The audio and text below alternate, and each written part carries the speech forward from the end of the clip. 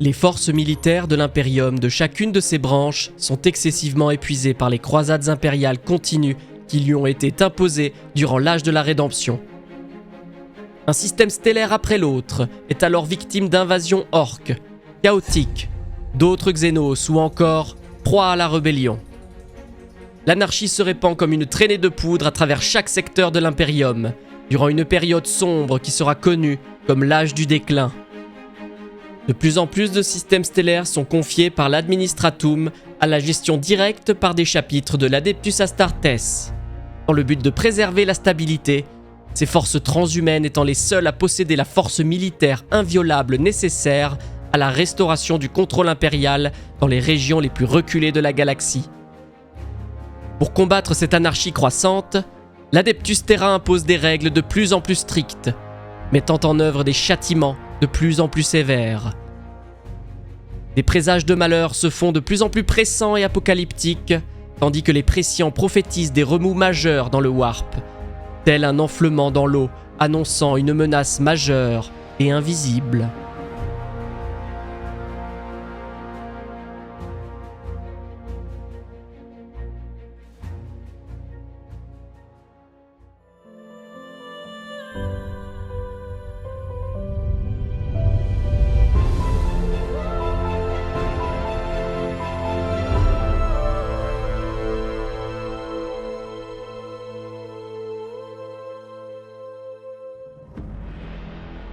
Les archives impériales sont fragmentaires concernant l'entrée suivante.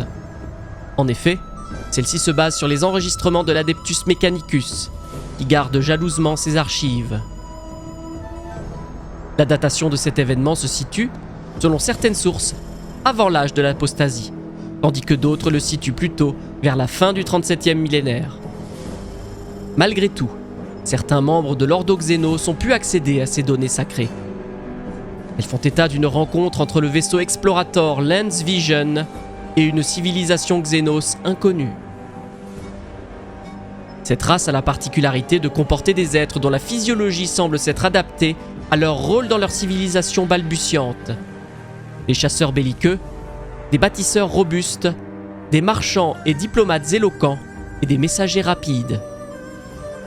Leur monde est plongé dans une guerre entre les différentes alliances tribales qui se font la guerre à grand renfort d'armes à poudre.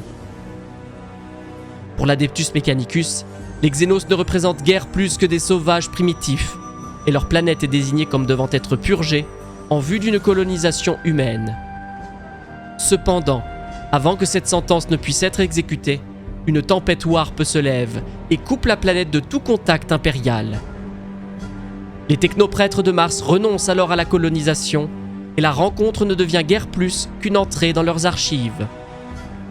Pour eux, il est impossible que ces Xénos, si d'aventure les remous du Warp daignaient se calmer, ne constituent jamais la moindre menace face à la supériorité technologique écrasante de l'humanité.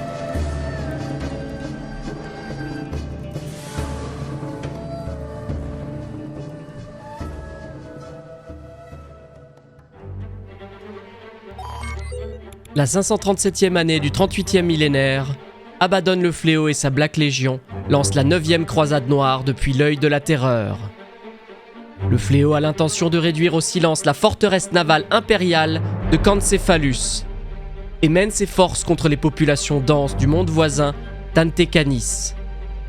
La guerre qui s'ensuit durera 17 années standards et privera Antecanis et Cancéphalus de leurs plus précieuses ressources, leur main-d'œuvre.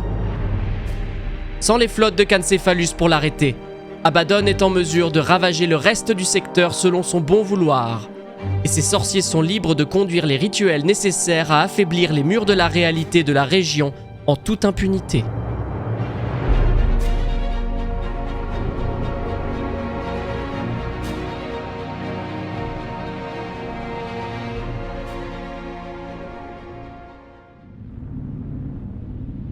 La 666e année du 38e millénaire, une grande armada de Space Hulk déformés émerge hors du Warp à proximité de Terra. Certains de ces navires corrompus et déformés peuvent néanmoins toujours être identifiés comme des transports embarquant des pèlerins de la croisade perdue. Cette croisade, lancée la 754e année du 37e millénaire sur des milliers de planètes, est composée de vallées rebellées contre leur quotidien, menées par des prophètes au regard fou, prônant un meilleur mode de vie, empreint de plus de tolérance. Des milliards de ces pèlerins, dont beaucoup sont composés de jeunes auprès de qui le mouvement est particulièrement populaire, sont poussés à chercher des transports pour Terra. La majorité d'entre eux disparaît dans le Warp ou est capturée par des pirates, lui valant son nom de croisade perdue. La sinistre récolte, qui vise à éliminer les Space Hulk corrompus émergés du Warp, voit l'Inquisition travailler sans relâche à camoufler l'existence de cette flotte et son cargo de mutants et d'abominations sous possession démoniaque, pour épargner au Segmentum Solar un mouvement de panique sans précédent.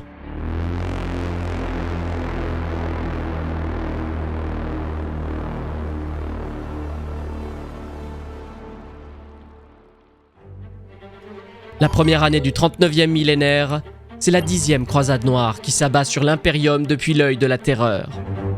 Ce conflit, connu comme le conflit délicat, est une campagne jointe entre les forces du chaos dirigées par Abaddon le Fléau et celle de la Légion Félonne des Iron Warriors, menée par son primarque démon, Perturabo.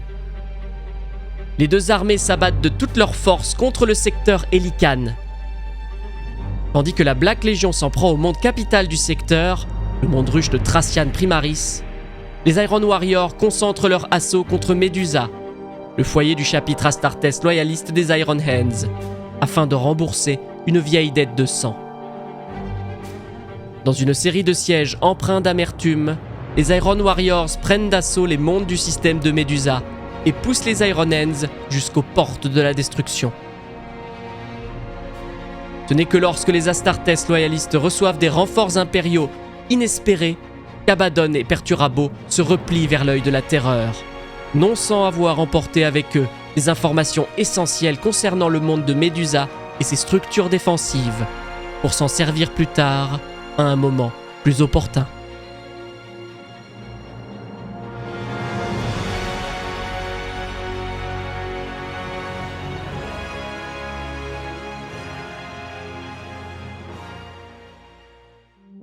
Les archives impériales comportent une entrée concernant la 103e année du 39e millénaire, ainsi qu'un titre, le cataclysme mausoléen. Aucune autre information concernant cet événement n'a jamais été enregistrée par les historitors impériaux.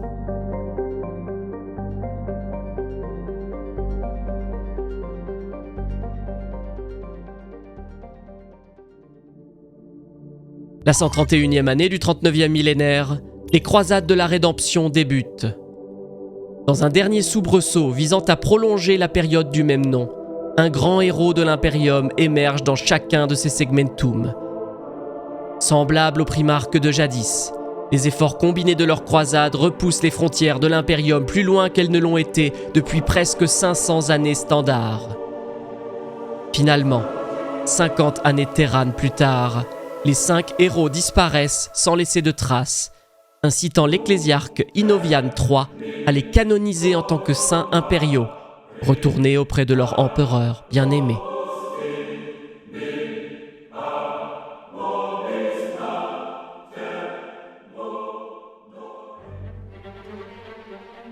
La 301e année du 39e millénaire, Abaddon le Fléau lance sa 11e croisade noire, aussi connue comme le malheur de Reloria, toujours depuis l'œil de la terreur.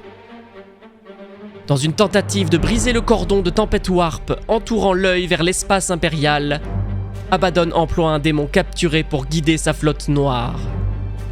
Ses efforts sont réduits à néant lorsque le démon se rebelle et fait émerger la flotte d'Abaddon directement sur la trajectoire de la Waag Orc Murgor.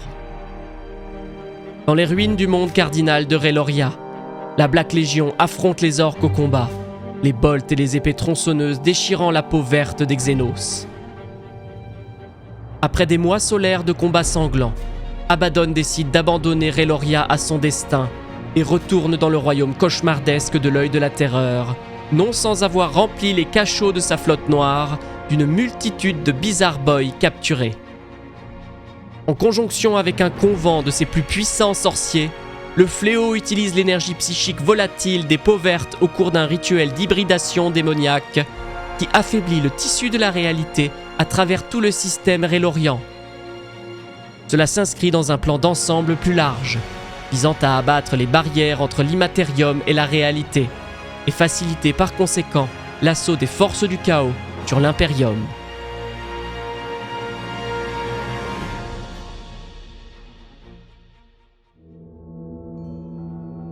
À l'aube du 41e millénaire, presque 2000 années standard après le dernier événement d'envergure survenu dans l'histoire impériale, avec la 11e croisade noire d'Abaddon, le Fléau, la 139e année du 41e millénaire, lance sa 12e incursion d'envergure dans l'espace impérial.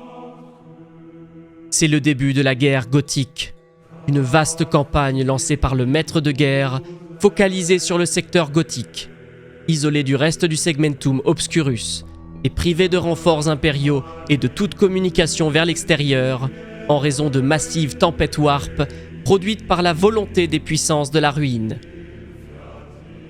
Cette guerre consiste en des centaines d'invasions planétaires et de batailles spatiales s'étirant sur la période entre la 139e et la 160e année du 41e millénaire. Celles-ci ne prennent fin que lorsqu'Abaddon et ses Space Marines du chaos, issus des légions renégates, alliés aux cultes chaotiques rebelles et aux hôtes démoniaques, ne sont forcés à battre en retraite vers l'immatérium lorsque les tempêtes warp ayant couvert l'invasion du Fléau se dissipent et permettent l'arrivée massive de renforts militaires impériaux. Avant leur arrivée, le conflit implique, du côté impérial, une douzaine de chapitres Space Marines, presque 100 régiments de l'Astra Militarum et la majorité de 3 légions titaniques, ainsi que le moindre navire spatial que la flotte de guerre Obscurus est en mesure de réquisitionner. Lorsque la poussière retombe, plusieurs planètes sont anéanties, et 4 des 6 artefacts aliens irremplaçables, connus comme les Blackstone Fortress, sont perdus à jamais, et des milliards de citoyens impériaux ont, une fois de plus, trouvé la mort. Au-delà des pertes catastrophiques subies par l'Imperium, les événements de la guerre gothique permettent de révéler la véritable nature et raison d'être de ces anciens artefacts spatiaux que sont les Blackstone Fortress.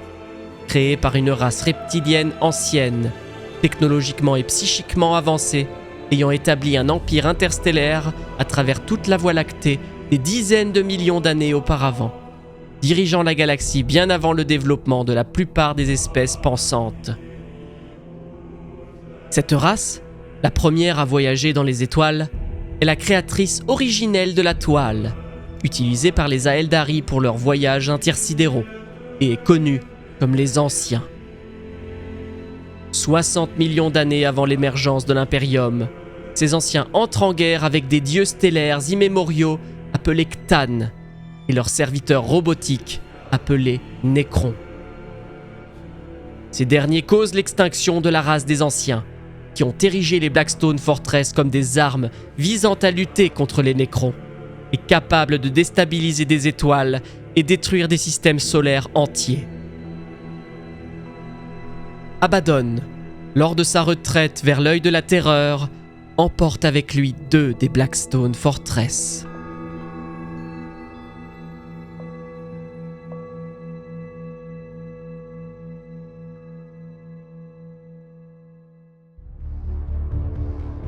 La 392e année du 41e millénaire, le seigneur commandeur Solar Macarius, maître du Segmentum Solar, rassemble l'armée humaine la plus large depuis la Grande Croisade, au cours de ce qui sera connu comme les conquêtes macariennes, ou encore la croisade macarienne.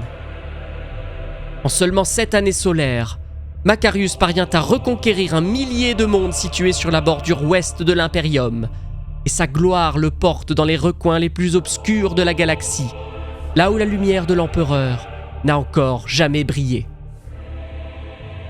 À sa mort, l'Imperium tout entier pleure son illustre seigneur commandeur Solar. Malheureusement, à sa disparition, les territoires qu'il a conquis s'effondrent dans la rivalité et la guerre civile. L'hérésie macarienne, comme elle sera connue plus tard, durera 70 années solaires et ne cessera que grâce à l'effort combiné d'une centaine de chapitres Space Marines.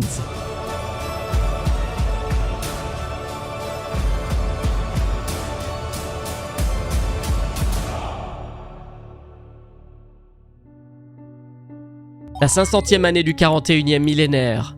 Lors d'un événement connu comme les larmes de l'empereur, l'Imperium est balayé par des visions des larmes de l'empereur. Des mondes sauvages les plus reculés, aux mondes ruches les plus peuplés, 1 million de versions de la même histoire sont racontées par des hommes saints, des agitateurs de rue, des chamans, des prêtres et des mystiques.